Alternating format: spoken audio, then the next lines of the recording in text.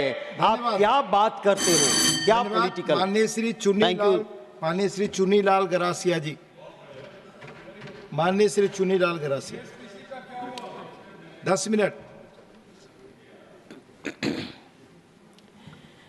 माननीय उपसभापति जी, मैं आपके माध्यम से आज यह तेल क्षेत्र विधेयक के संबंध की परिवार चर्चा में कुछ अपना विचार सदन में रखूंगा। हमारे देश के प्रधानमंत्री आदरणीय नरेंद्र भाई मोदी जी ने इस तेल क्षेत्र में देश में क्वांटिटी और क्वालिटी में जो प्रगति की है उसका कुछ बिंदुवार बताते हुए आपको निवेदन करना चाहूँगा कि वास्तव में देश में जो आवश्यकता और पूर्ति का जो बहुत बड़ा गैप था, बहुत बड़ा अंतर था, उसको पाटने की पूरी भरसक कोशिश की गई है और हमारे देश के नागरिकों को चाहे गैस के क्षेत्र में हो, चाहे पेट्रोलियम के क्षेत्र में हो, आयात में किस तरह से हम कमी लाते हुए देश में ही देश के प्रोडक्ट को उसको कैसे सरप्लस करें जिससे कि विदेशी मुद्रा का हम बचाव कर सकें और आपूर्ति भी ठीक ढंग से, जो पहले काफ़ी अंतर था मांग और खपत में, उसका कैसे पूरा कर सके, इस तरह का भी आज इस परिचय चर्चा में मैं लाना चाहूँगा। आने वाले समय में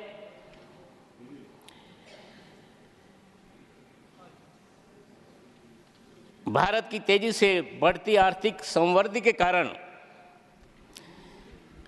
ऊर्जा की जो मांग बढ़ रही है और आने वाले समय में लगभग हमारा यह मांग दोगुना होकर के 1123 मिलियन टन तेल समतुल्य हो जाएगा। भारत ने स्वतंत्रता के बाद जो कि मात्र 0.26 MMT से बढ़कर लगभग 30 MMT हो गया है और यह जो प्रतिशत के हिसाब से हम इसको तुलना करें तो 10,000% से भी अधिक की वृद्धि प्रदर्शित करता है। भारत लगभग 37 BCM प्राकृतिक गैस का उत्पादन भी करता है। भारत में पेट्रोलियम उत्पादों की खपत लगभग 230 MMT प्रति वर्ष होती है, जिसके और बढ़ने के भी अनुमान हैं।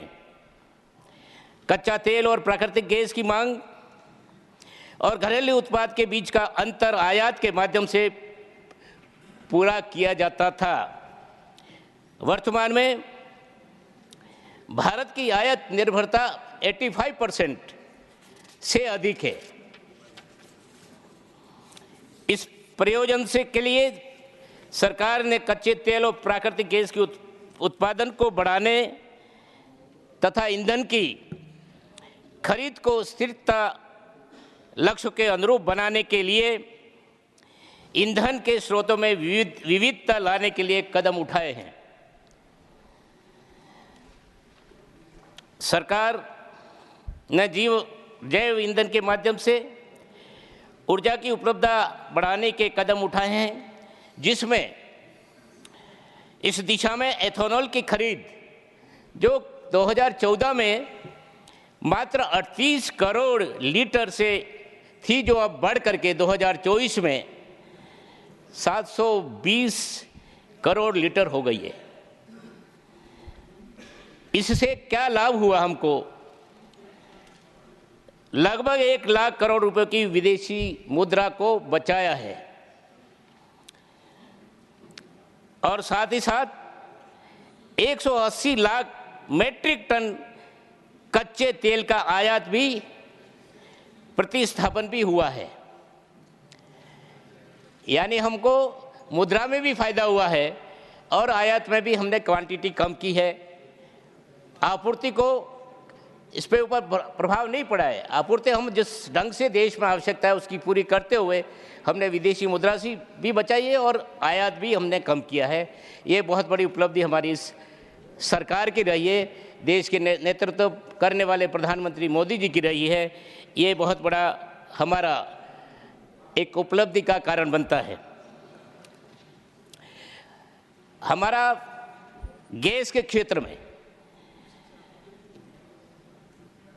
बायोगैस का हमें नया एक आयाम दिया है और बायोगैस के लगभग प्रतिवर्ष 15 MMT की वृद्धि होने की संभावना लगाई है। इससे गैस का परिवहन में कमी आएगी और गैस हमको स्थानीय स्तर पर उपभोक्ता को मिल पाएगा। ये भी इस सेक्टर में अपने आप में एक नई उपलब्धि हुई है। सरकार की जिम्मेदारी के साथ साथ में हम गैस की खोज और राज्य में ऊर्जा सुरक्षा में सुधार हो, देश की ऊर्जा आवश्यकता को पूरा करने के लिए दूसरे देशों पर भारत की निर्भरता कम हो, इसके लिए ऊर्जा आत्मनिर्भरता को हासिल किया गया है। मान्यवर, यह वास्तव में आज का तेल क्षेत्र विनिमय विकास विधेयक जो आज यहाँ सदन में मंत्री जी के माध्यम से लाए हैं, उसमें कई आवश्यकताएं सुधार की भी है और सुधार में भी हमारा रूरल क्षेत्र में, ग्रामीण क्षेत्र में तेल में, गैस में किस ढंग से छोटे छोटे प्रशासनिक व्यवस्थाओं के आधार पर हम गरीब मध्यम क्लास के लोगों तक, जो अभी शहरी और ग्रामीण के बीच में अंतर है, ऐसे कैसे हम पाट सकते हैं, ये भी हमारे केंद्र के मंत्री जी को विशेष रूप से आग्रह कर रहा हूँ। कई ऐसे क्षेत्र में देखने को मिलता है कि विशेष रूप से गैस के क्षेत्र में हमारा एक डिस्ट्रीब्यूटर होते हैं। उन डिस्ट्रीब्यूटरों का किस ढंग से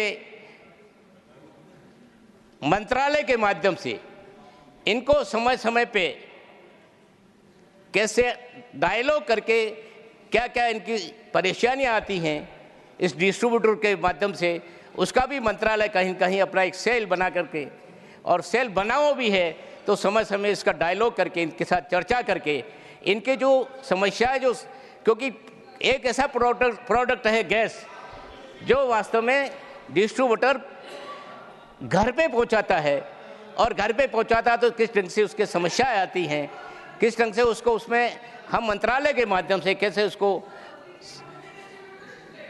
सहयोग कर सकते हैं, उसका मेरे को व्यवहारिक रूप से भी फील्ड में देखने को मिला है।